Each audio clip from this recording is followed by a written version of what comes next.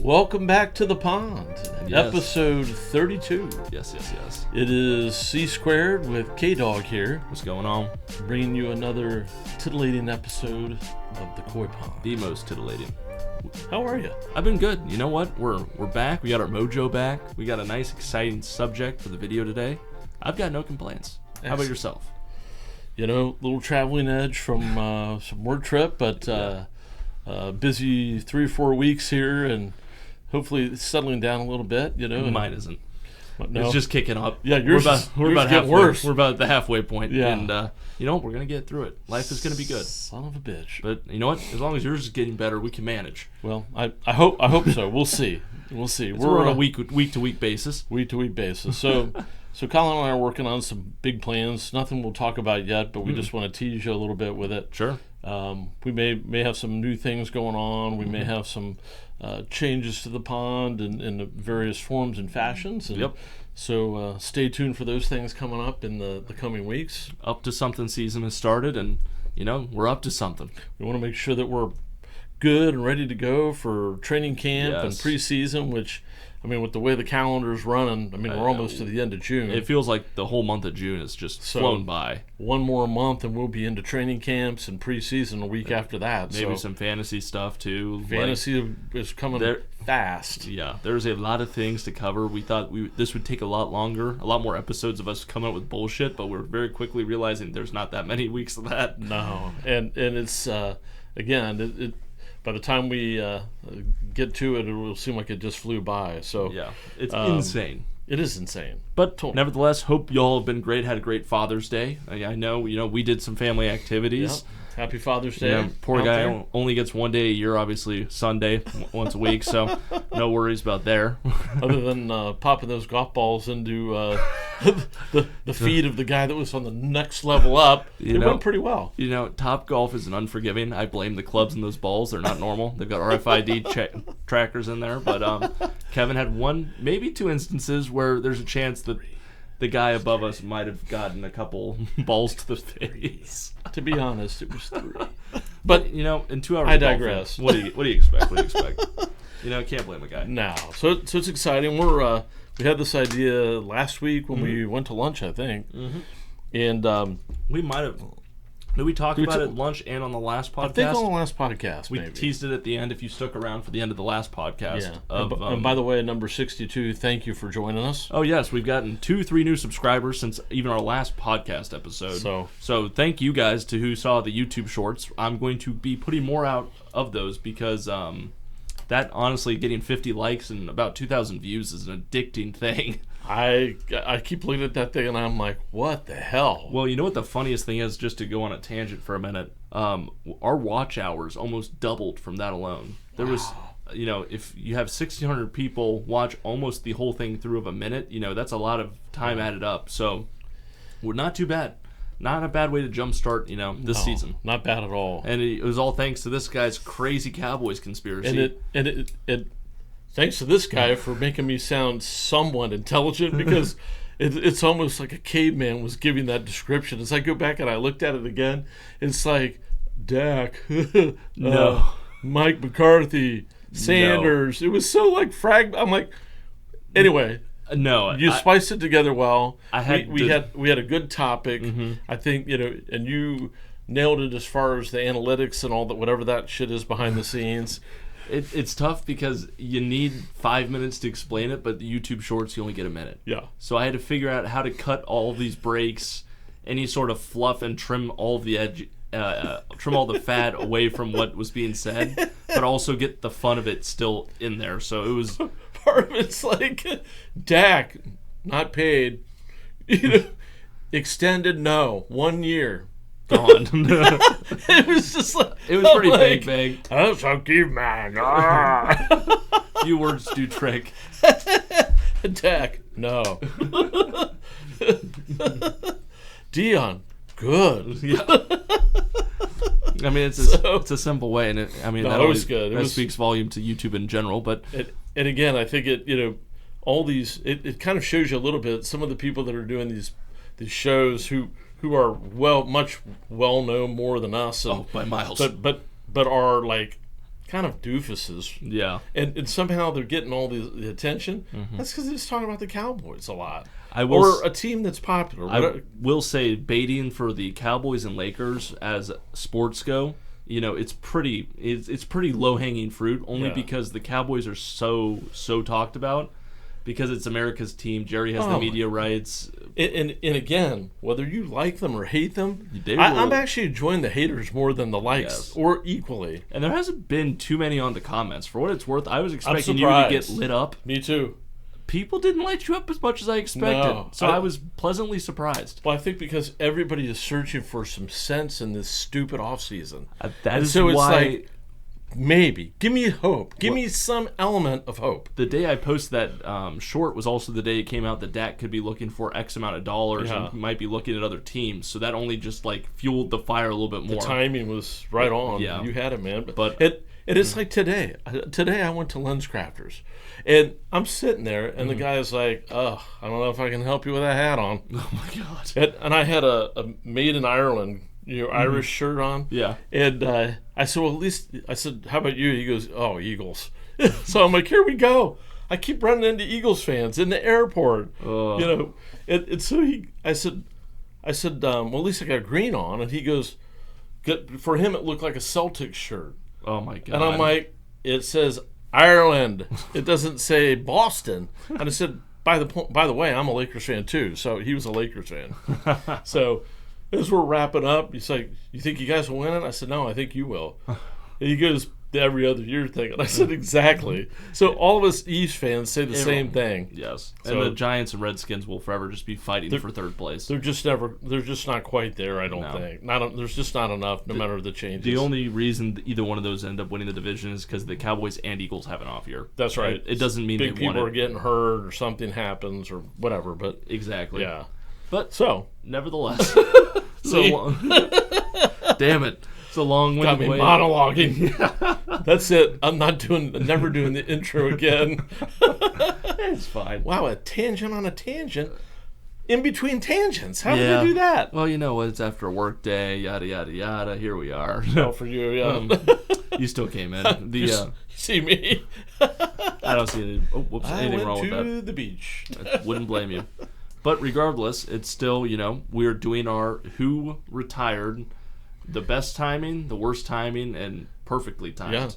Yeah. I kind of listed it on mine as too late, too early, and just right. Perfect. And it's really interesting when you think about that, and that's what led us to bring this as our topic. But there really are, some strong feelings on some players. Yeah. And there's also some players who are kind of beneath the surface that nobody really talks about or complains about, but you could very simply make the case for them in one of these directions. Yes. But because they're legends, they don't really get put in those categories. No, a lot of people go untouched in that, how do I say it, in that view because of how good of careers they had at one point. Yeah, that's right. And, to each their own. And in a roundabout sort of way, there's players you could put in more than one of these categories, by the way. They hung on too long, and they got lucky and won a Super Bowl. That is one of the people I was looking at. I was like, there's no fucking way. And, it's just how it is. Is it possible for a player that won a Super Bowl and left to have stayed too long? Yeah, no, definitely. I would say so. And not to mention, you get a Super Bowl ring if you were just on the team at any point during the season. Right. So there certainly are some probably secondary players, meaning like not your primes, not a quarterback, not the kickers, skill positions. That probably stayed a little too long. Right. Or if they were there for the first 5 weeks, because that's how it works, right? If you're on the team the first 5 weeks, get cut or dropped. Yeah. Or fired, however you want to say it, but the team wins the Super Bowl, you still get a ring because you were on that team for the first 5 weeks. Yeah. So to my knowledge. So let's start out with a couple of players. Yes. We'll kind of talk about. Yeah, we'll find our way through this. And we'll just kind of say, I just want to give some examples of extremes. Some players who, again, let's say Deion Sanders. Oh boy. So Deion Sanders, game changer player. Right. Even really until the end of his career. I would say so. Which I believe he ended with either the Ravens or the Redskins at the time. Okay. One of those two. In my opinion, he hung on too long. He played too long. But he still had enough juice to make some plays. Right. He came up enough that it wasn't noticeably, terrible. That's right. So you don't find him on anyone's list saying he played too long. Nope. He certainly didn't leave too early. No. And I don't think he left just right, personally. But he still had some skills. So I would still put him on the hung on too long. Right. So it feels like it. You feel that? With him, at least, personally. I didn't look into his stats quite as much.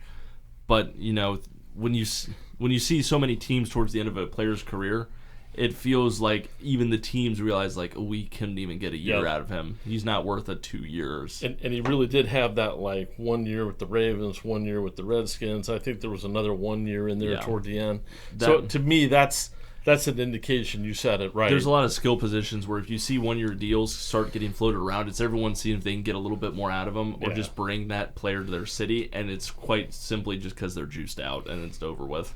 I mean, Ocho Cinco and T.O. were kind of in the same boat. Yes. T.O. was kind of moving around the end of his career. Mm-hmm. Not horrible. No. But he was past his prime. Yeah. And ended with Cincinnati, I believe. Mm-hmm. So there's And to the same extent with some of these big names that had those first 5-6 seasons of their career that were so great, we don't blame them for getting their money at the end if they could still get it by any means. No. It's more of just when was it clear that the skill was not there any longer when we talk about too long? Right. Obviously, that's up between your agent and the team. But I mean, Aaron Donald, who just retired, a recent example. As it goes for Aaron Donald, I would almost say I'd argue for perfectly. Yeah, you certainly could. I mean, it feels like it was too early. Yeah. I would say. But I agree. That's going to be the hard part when you talk about players that left near their prime. Right. If he feels like he's done all he can, and he left with, he was still in one of the Defensive Player of the Year conversation, right? Yeah, you're right. He had the 99 overall in Madden this upcoming year, past year. He played for 10 seasons. 10 years. He's not DeMarcus Ware, but even DeMarcus Ware played for probably 13 14. Yeah. So, and I'm getting ahead of myself when I'm talking. No, you're good. Aaron Donald was a great, amazing player at the end of his career, and he retired when he did. Getting a Super Bowl against the Bengals 2 years ago, right? I think he checked all the boxes he needed to, and I would put him in one of the few people to say in the perfectly timed. I agree.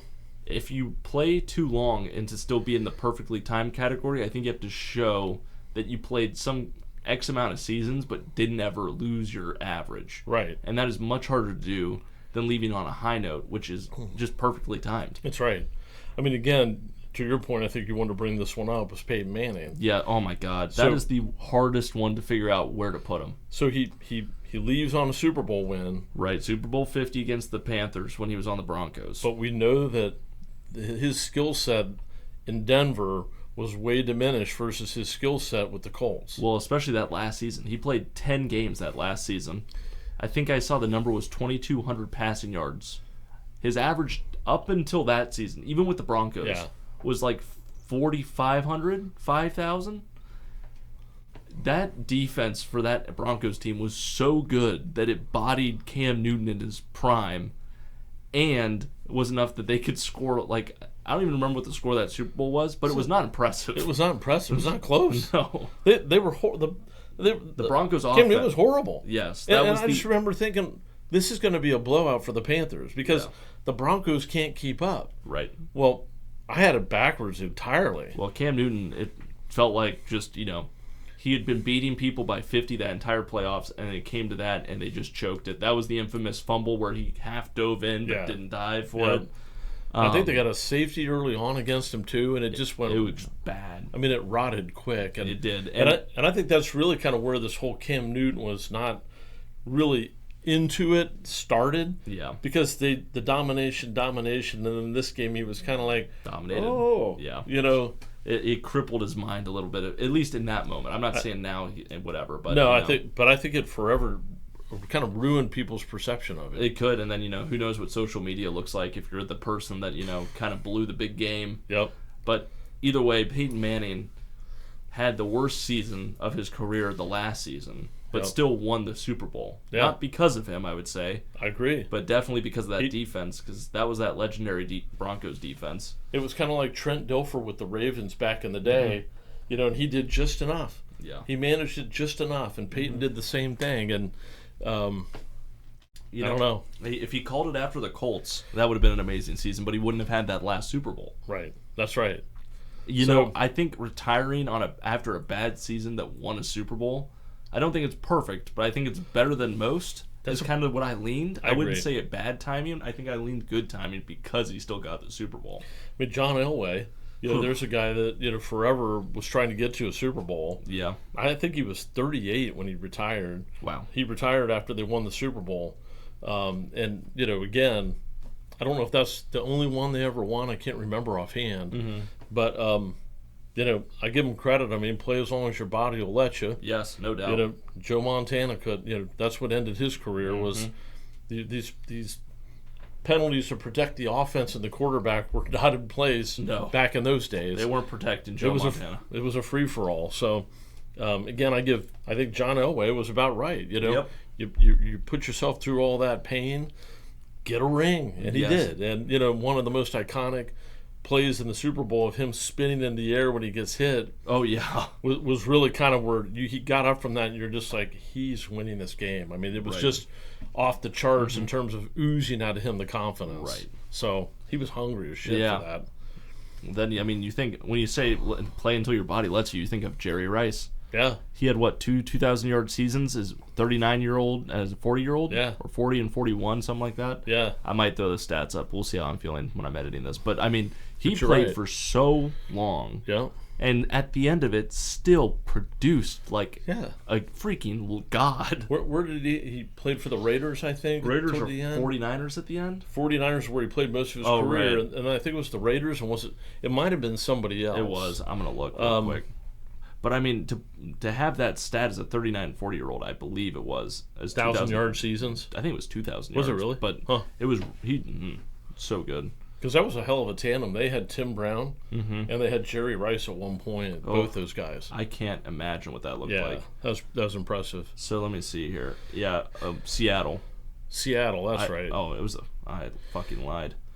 It was Oakland, 2001, 2002. He had 1,000-yard seasons. Okay. Well, that's still impressive for where he was in his career. Yes. And again, I'd say Deion and Rice, are very similar. Again, those are highly talented people who just kept going as long as they could. And again, don't blame them. Right. I mean, the contracts were starting to go through the roof. Oh yeah, that was right in there. Is probably when it was absolutely sky rocketing because it was. I didn't realize Rice played from 1985 to 2004. Wow. 20 years almost. Yeah. Are you kidding me? It's crazy. That's insane. And I don't know how old he is. I'll stat check myself later. 1962, 2002. Yeah. Okay. So when he was 39, he had 1,000-yard season. Then he turned 40 and had 1,000-yard season. Yeah. See, that's incredible. That's wild. I mean, that is a 2,000 in your prime kind of stat line for a 39 and 40-year-old. That's incredible. Yeah. So I would say he probably timed it well. The last 2 seasons after that, he played Seattle his last year. Yeah. Well, he got traded from Oakland to Seattle in his last year. Right. Kind of terrible. Yeah. But as a 43-year-old wide receiver, I'll give you that 1 season, 2 seasons. Yeah. I think you timed it just fine. I mean, a couple I think that did it just right. I mean, Ray Lewis.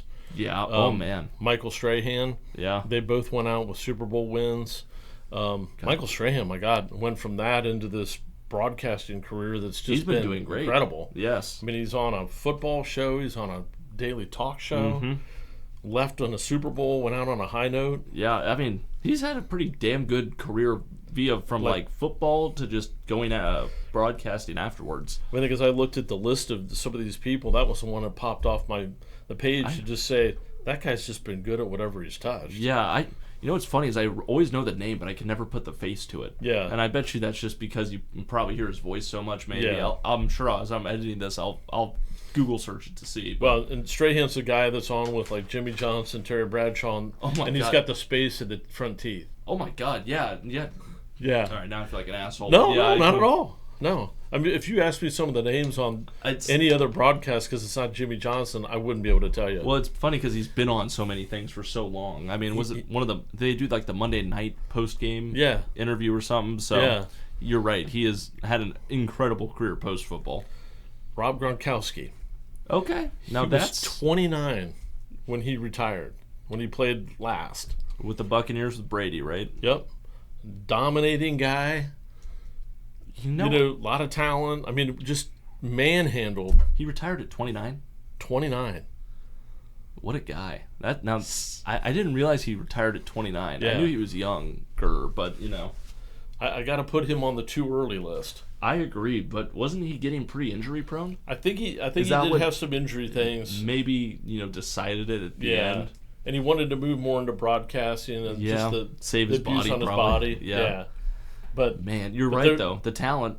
And again, that's not even 30s. I mean, before 30s that he did all that. Retiring in your 20s is nuts. I mean, but he was, after Aaron Hernandez did what he did, he became that wide receiver one in New England. Because I still remember having both of them on my fantasy team and they growing were up. killing it. They were both tight end monsters. Yes. And then one thing leads to another, and Gronkowski takes the position. Yes. And it very quickly becomes target one behind Edelman and whoever the supporting cast was. I can't really remember that Patriots team. But I mean, when you have Gronkowski, And then he retires. Yeah. Brady goes to the Buccaneers. It pulls him out. And then pulls him out. That's crazy. Wins another Super Bowl, right? Wins another Super Bowl on that team, yeah. So that's impressive. It is. That's too early. I agree. It's too early. I think he played the NFL. Yeah, he did it too early, but I think he's one of the few people that I guess you still got hurt quite a bit. He did. I might be kind of glorifying that a little bit, but to do that all before 30, I feel like you to some extent I wouldn't say won because you never win in the NFL like that. Yeah, but did it. Probably to the benefit of his body, mind, and if you can get into that broadcasting role, your wallet. And look at what he crammed in. How many Super Bowls in total? Yeah, I mean, a dominating player. Yeah, it had to be. And to cram it in by 29, resume. That's amazing. That's a really tight, very filled resume. Yeah. So and he's still making money off of stuff. I mean, he's doing the military commercials now. Yes, and he had a couple broadcasting stints. He had his own brand, I think, of workout stuff, maybe not TB12, but something similar. And he's pretty funny. I mean, when they have him on that stuff, he's I mean, the Tom Brady roast. I mean, he was pretty funny. They made fun of him. Well, he did very well on that. Yeah, he's a unique guy. Talk about the caveman thing. Yes, he's a tie-in. He's done his career immaculately, I would say. But yes, too early, no doubt about it. Okay, probably the biggest two-later there is, in my opinion. All right, Brett Favre. Yeah. Yeah. It was a little before my time, but even I remember hearing people be like, never wait as long as he did. Yeah. Because I don't remember how many bad seasons it was with the Vikings. Yeah. Or was it the Jets? The Jets were the end, I think. Okay. Yep. Because he went right to the Vikings to piss off the Packer fans. Yes. Or the Packer organization. And that didn't work, did it? It worked a little bit, and then they got annihilated. Okay. So it worked a little bit. I know that season they beat the hell out of the Cowboys in the playoffs and Tony Romo.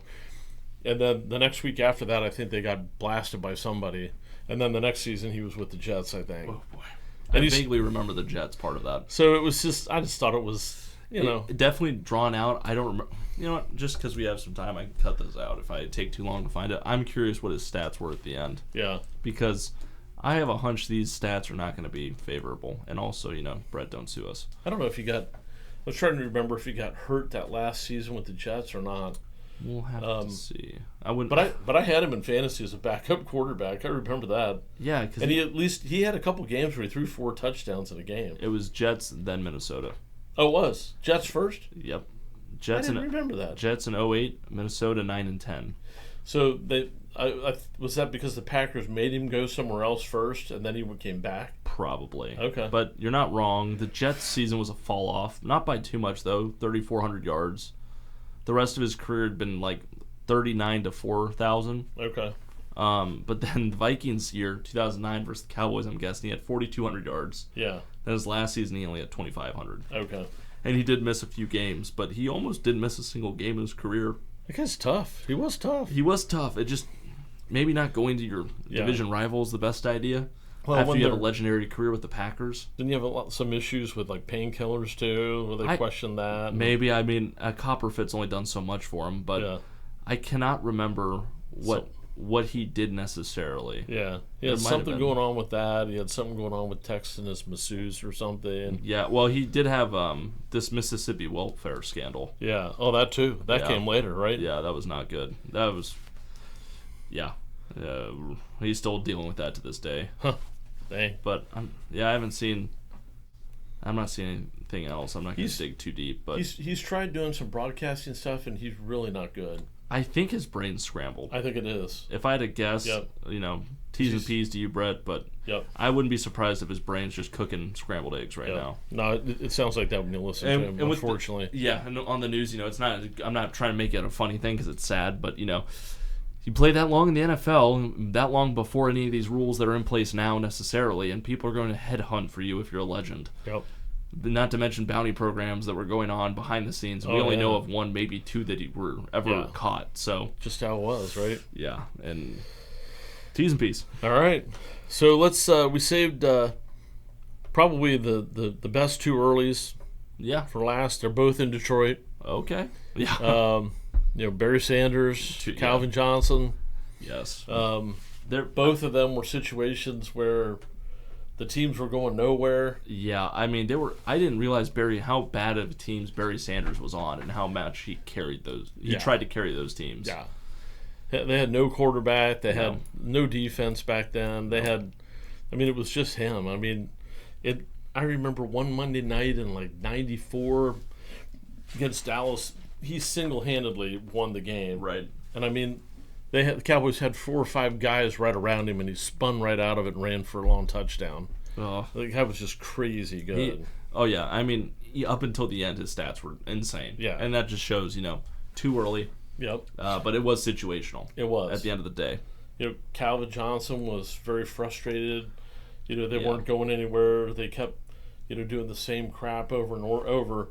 Can you imagine what these two guys think about Dan Campbell and the team now? Oh, my God. Well, half the city didn't put any stock into them until, this past year. Yeah. Maybe the past 2 years now. But Dan Campbell's one hell of a guy, especially if you can pull these two back to go back to that stadium and root for the Lions again. And want to actually be associated with the team. That's... To show face. That's enormous. So, two phenomenal players. You could argue certainly in the top 10 in their categories for sure. Both of them. So Megatron's. He was getting triple teamed and still, going for hundreds of yards. I was at the game against the Cowboys when that guy torched Dallas. I think it was for 327 yards. Oh my God! And it just never stopped. Brandon Carr was a corner for Dallas, and no matter what they did, they could not stop the guy. And he caught everything they threw his way. Sounds about right. It was miserable. It was a nightmare. They had three of 11 guys on him, and he still got 100 yards apiece. So it was crazy shit. Sounds like you might still have nightmares about it. Probably do. Yeah. Unconsciously. Yeah, but definitely those two suck. But it's nice to see these days they're back associated with the team. Right. It feels like the Lions organization's made reparations for what they did to those two careers. Yeah. And given, if they stayed longer, I don't think that those teams are any better. No. But, seeing them these days, it's a lot easier probably for them. And they had another running back in the early mid-'80s named Billy Sims, and he was phenomenal too. That dude had, 1,000-yard seasons were the benchmark back then. And, he was having, 1,500 yards a season. And was electric. He's only overshadowed because Barry Sanders Followed played him. there. Yeah. But Billy Sims was an amazing running back too in his day, and again back then they got to the playoffs but weren't able to get beyond it. So, right. Another guy that could have been on the too early list because he wasn't there very long either. Might have been 6 seasons, something like that. Wow. So there you go. Interesting. Yeah. My last mention might be Emmitt Smith. Okay, I'll let you handle this one. Because he went to the Cardinals after the Cowboys. That's right. Play one more year. Didn't amount to anything there, did he? Didn't amount to much, and they played the Cowboys in week 2 or 3, and Roy Williams knocked Emmett out of the game. Oh, Jesus. So that's a very little-known fact. But, Roy Williams, the safety for the Cowboys, just blasted just him. hit him and knocked him out of the game. And it wasn't anything intentional. It was just the way Roy Williams played the game. Yikes. But I think that was really pretty much the end for Emmett, if I remember right. Well, he had an incredible career with the Cowboys. Yeah. And that's, so. Yeah. Maybe been situational as well there, it sounds like. Yep. Well, and everybody, again, like these top talents like Sanders and Rice, trying to extend those careers. Right. So hard to blame them. No doubt. Well, right at the 30-minute mark. Go ahead and perfect. Go ahead and call it there. That's perfect. All Sounds right. good to me. Well, y'all, hope you enjoyed it. I had fun looking at it. It's kind of fun to think about, how these careers went and who you'd think. Comment if you have any feelings on what we got wrong or who we missed. Obviously, who we missed especially. Andrew Luck, honorable mention. A couple other people where it's just injuries were injuries. There's nothing you can do about that. And that was something that we said was, for people that didn't voluntarily decide to end their or extend their career, put a star next to their name. like Andrew Luck, for example. That's when they wasn't in their power to decide. We kind of left them off the list. So they're more in a what it could have been right. category, no doubt. But certainly agree that was disappointing for his career to end like it did. Very, very sad. Leave a comment. Let us know what you think we got right, what we got wrong. And that's going to do it for us this week. We will see you next week for the next episode, whatever number that is. Right on. Peace.